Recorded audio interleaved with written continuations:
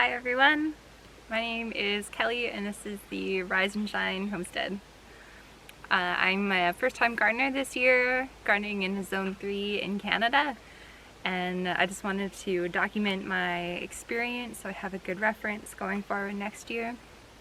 It's been about a week and a half since the last garden tour. I wanted to wait maybe 2 weeks, but there was just a lot of things kind of going on that I wanted to share, so I'm pretty excited. Today here we are at the potato garden. We did a lot of work down here the other day, kind of weeding and tilling, and Johannes broke out the excavator to get this into shape. So we'll just take a little look. So there's the excavator. Our row spacing is 6 feet, which gave enough room for the excavator to kind of like straddle these potato rows and then like dig as it was straddling them. And so you can see the potatoes are looking like really good. In this area we have about 350-ish potatoes. And then we have around 150 more in a different garden, the brush pile garden. So we haven't yet got, there's still more potatoes back in this grassy area back here, but we haven't managed to get up there.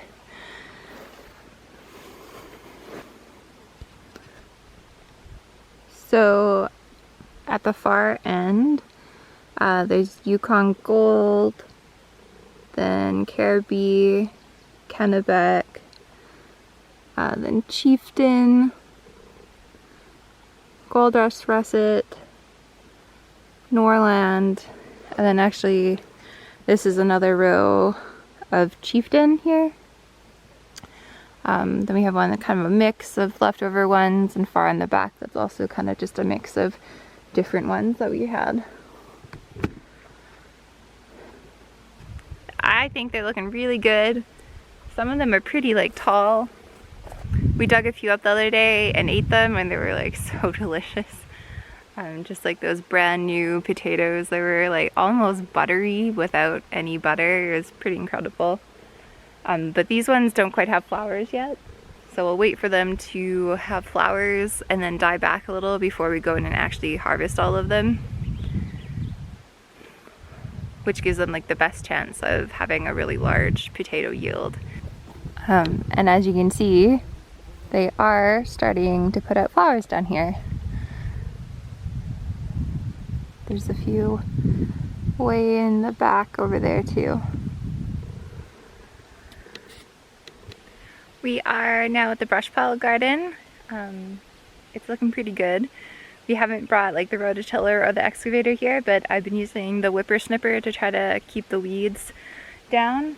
And then maybe hopefully this week sometime we'll actually be able to bring the rototiller here and mound or hill the potatoes maybe one last time. You can see the potatoes here are looking really good. This row is the Russian blue. And you can see they have lots of flowers on that one. The red thumb potatoes here have flowered, and so now they're kind of in the process of finishing off and dying back, which means maybe we can harvest some of these pretty soon. These are carrots. Those are looking really good. This set kind of has just started really taking off, so I think I can go in and thin them now because I can actually see where the carrots are.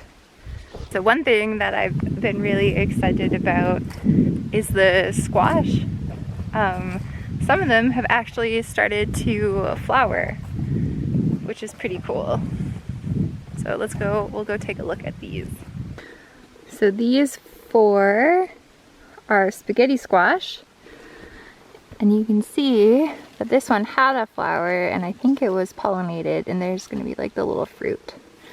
There's more flowers setting. This one has a really nice big flower. It looks like this one maybe wasn't pollinated successfully. There's a few more kind of starting in there. few more starting kind of in there. And some of the other ones have also started to flower. I say that's a pretty general trend for at least all the squash that I transplanted, is that they're kind of starting to flower. And like you can see, this one is starting to trail. I'll just kind of tell them which way to go. So I feel like that means there's a possibility that there might actually be some winter squash that we get to harvest this year. It's like, because today is July 20th, so there's like 40-ish days for these to like figure themselves out. I don't know, we'll see. We'll see. There are summer squash though that are also flowering, and you don't have to wait as long for those ones, so definitely some summer squash. But we'll get to those a little bit later. For now, here's another thing that I'm really excited about, and that is the beans. You can see they have had a lot of flowers, and some of them have a little beans starting to grow. So I'm pretty pumped about that. I'll show you these purple flowers.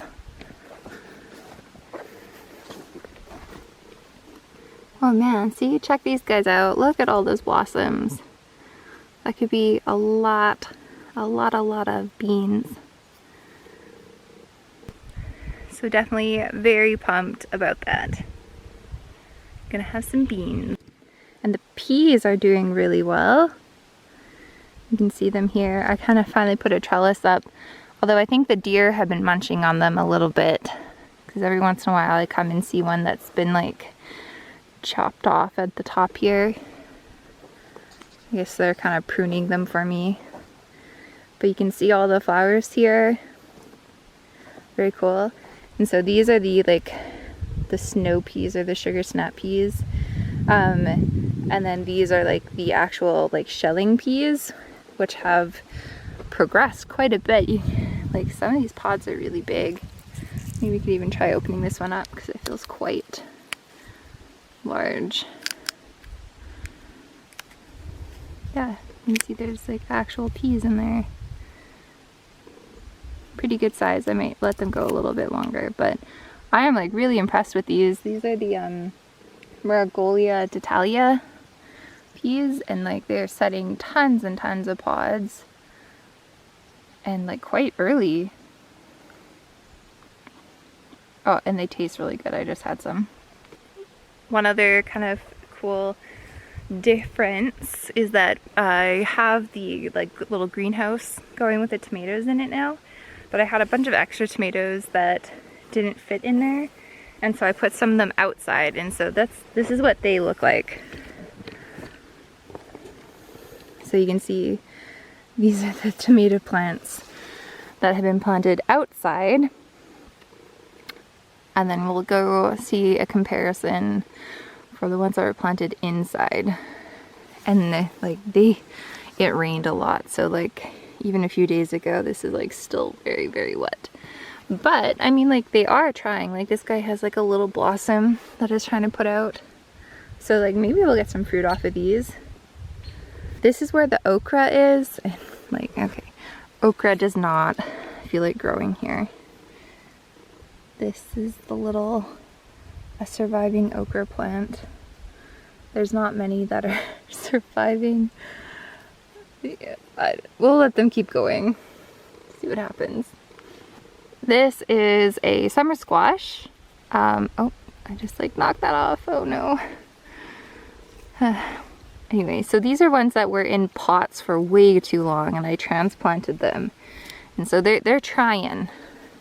And actually, the plants down here were producing male blossoms, and the plants up in the other garden were producing female blossoms. So I've been taking the flowers from these and bringing them over to try to pollinate the ones over there.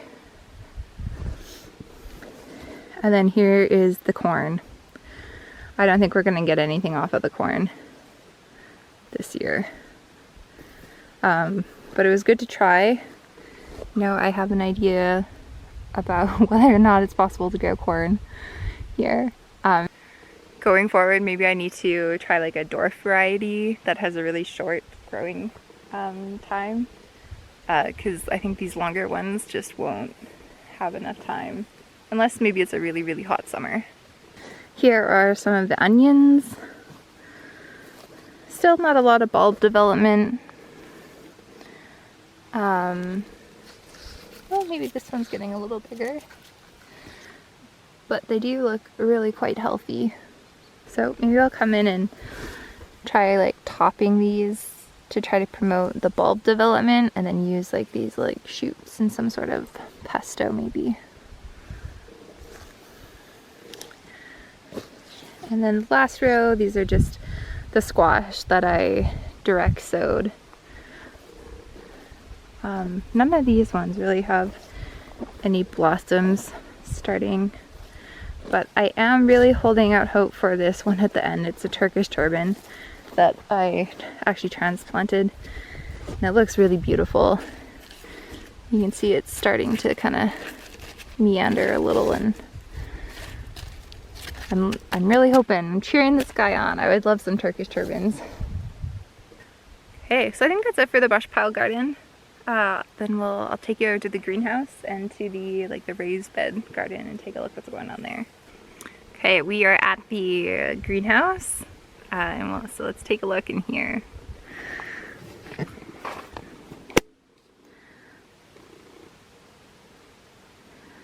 Wow! Look how nice they all look. So those ones that I had planted outside weren't quite as big as the ones on this side when I planted them, but they were the same size as these three. You can see these ones look much, much healthier. So we have some cherry tomatoes here, these 5, and then these are Cherokee purples, and then a Brandywine red. And the one thing that I'm really excited about is the fact that these are starting to blossom, which is like super cool, and I wasn't really sure if that was like even gonna happen, but as soon as they got in here they started doing a lot better. They look super healthy, and the nice thing is this dirt holds the water really well, and so I only have to water like every 4 days. I might even be able to go longer, like even at 4 days I haven't seen any like signs of water stress, so that's pretty cool. Makes like watering quite easy. So here are some of the flowers, and you can see these ones are starting. So these are the pink boar. This is a pink boar tomato. Here are mortgage lifters, and you can see like this one has a flower too. There's more just about coming. These two are my F2 hybrids. This one is like, I think it's the tallest out of all of them, and it has flowers also setting. And then here are some more Brandywine reds. These Brandywine reds had some really big blossoms. Oh, you can see, like here's one really big blossom. I think these are called fused blossoms, so really there's more than like one fruit in here, and they produce these really like funky looking tomatoes, which some people like and some people don't like. I've heard kind of more bad things than good about them, so I leave a couple on, but some of the really big ones are even bigger than this I took off. And then so these grow bags, I had some leftover tomatoes and I wasn't sure what I was going to do with them, and so I put them in here maybe like a week ago, and I think I'll insert a little short clip of when I did that so you can see the difference of then. So like then. Most of these are going to be mortgage lifters. So there's like 1, 2, 3, 4 mortgage lifters. These two are my F2 hybrids from the grocery store tomatoes. and this is a single Cherokee Purple. So they are a little smaller than the ones in the greenhouse. And then here is the now. And so just in a short period of time, they look like way better. So these are them now. This is the one lonely Cherokee Purple. And then these are the some more of the F2 hybrids that I had. You can see these ones are even producing flowers now. And then the rest of these are mortgage lifters. You can also see in the front, that's the basil. So I don't know if you can tell what kind of salad I'm hoping for to make here, but lots of basil and lots of tomatoes. Just need a little mozzarella. And the peppers, these look like they're doing really well. I still don't know if we'll get anything off of them, but it does look like there's some blossoms starting on a few of them. So that would be really cool. These are mini bell peppers. I did them because I thought it was more likely that we'd actually get fruit off of them. So that's the greenhouse. Overall, I am like really ecstatic about how these tomatoes and everything in here is looking. I might actually need to figure out a way how to start giving them a little support because they're getting quite tall. I'm not sure exactly how I want to do that, but we'll see. We'll see. Okay. Very exciting. Very exciting. So here we are at the raised bed gardens. I don't know if you can see over my shoulder the sunflowers. Oh, that's much harder than I thought. Are looking like, wow. These aren't sunflowers that are supposed to get like 12 or 14 feet tall. They're like dwarf sunflowers. But I'm still impressed with how tall they are. They're probably, let's go see. Here they are. I'd say they're about like 3 feet tall. Still no sign exactly of them blooming anytime soon. But they look pretty healthy. So that's cool. Alright, here are the summer squash, the zucchinis. You can see, well, you can see these look much healthier than those other ones. And there are a lot of flowers coming along. Here we are. So these are ones that I actually pollinated myself, like hand pollinated. They're kind of closing up. I hope that means that I was successful. Because you can see like most of these are female flowers, so they're the ones with like the fruit looking thing on the bottom. But it looks like there's some male flowers starting now. So hopefully those will be able to like pollinate each other. Okay, this is another thing that I'm really excited for, and that is the scarlet runner beans. Last time they were like just starting to open up and blossom, and now they have like started to fully blossom, lots of them. And they're even getting close to the top of the arbor. Not the flowers, but like the vines. Here they are. Wow. Aren't those just like so lovely? I think they're magnificent. And then you can see that they're starting to really go up the trellis. I think this one is the winner. It's the first one to like hit the top. I have to figure out how I want to continue it. And the other side is also looking very beautiful. But one thing, I'm not entirely sure if any of these really managed to get pollinated. Like I don't see any of those like little baby beans on them. Maybe I'll just have to wait a little bit and see. So this garden by far has like the most pest pressure. There's just tons of slugs, tons and tons of slugs. I started coming out in the evening to pick them, and every time I'd come out there'd be like at least 50 slugs that I would find. So I'm hoping, we're looking into getting some like nicer weather So I'm hoping that will kind of dry them out and keep them down. And once that warm weather hits, I think I'll actually go through and do a good weeding on these beds. But I've just been kind of like leaving them to act as like a little bit of a buffer for the slugs so they have other things to eat. But in here is the kale. And you can see how chewed these are. There's like, ugh, decimated. But there's some baby leaves coming up, so maybe they'll recuperate. The lettuces in general still have been like okay. The slugs have just started to eat those, but they seem to really prefer the brassicas, like this cauliflower and those kales, although they also seem to really like the radishes. Here's some radishes. You can see they're starting to develop in there.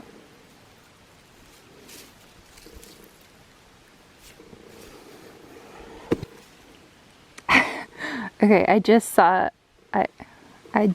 this. It is the tiniest measly little bit of broccoli ever. I'm not too concerned. This is my first time ever really trying broccoli, so. And I heard that they're kind of notoriously hard to grow, so I wasn't expecting too much. So here's like the radishes, all those holes. And then the lettuces look beautiful. I've been harvesting lots off of them. And then here we have the different types of peas. These ones I've been eating off of these ones, just kind of in the garden, not enough to really do much with, but they taste like delicious. Oh yeah, you can see like here's some pods. I found out these taste like much better if you eat them really, really fresh and small. So I might get them a little bit bigger than this. These are the sugar magnolia snap peas, and they're like super tall, but they haven't started flowering yet, so I wonder if they will. And here are the strawberries. Now I have started to eat the strawberries. They've been pretty good. That one is a little not red enough. Oh well, this one looks better. So these strawberries are like delicious. And I have made the the rhubarb strawberry rhubarb combination that I was after, and it was as delicious as I was hoping. So I'm really happy that happened, and I might be able to do it again. There's not a ton of strawberries at any one time, so I think if I wanted to do that, I would have to kind of like collect them for a couple of days to get enough to really do it justice. But the interesting thing is, one of the reasons why I wanted to do some gardening this year was to get an idea of like how much I would need in the future years to actually like get enough food to store for ourselves to eat through like the winter. And I think if I was ever hoping to make like strawberry jam or freeze strawberries for use in the winter, I would need probably like 4 times as much room as these ones if they produce the same. Because these are kind of like just enough for like snacking on. They're like that good. And here we have the beans that I direct sowed up in this garden. They were really struggling and getting chomped on quite badly in the beginning, but it looks like some of them have made a pretty good comeback. Like this one looks really good, and you can see it's trying to put out some flowers. So I feel like these ones might actually produce beans, which I didn't think they would because the slugs originally were just eating all of them. Kind of like this one right here. See that? Chomped on. The Armenian white cucumbers will probably not give me any cucumbers this year, but a few of them are still trying. Well, thank you for watching today. Hope hopefully your gardens are all doing really well. I know I'm looking forward to a bit more sunshine that's expected in the next few weeks to like really hopefully like kind of finish some of these things off. Yeah, anyway, until next time, thanks for watching. Bye.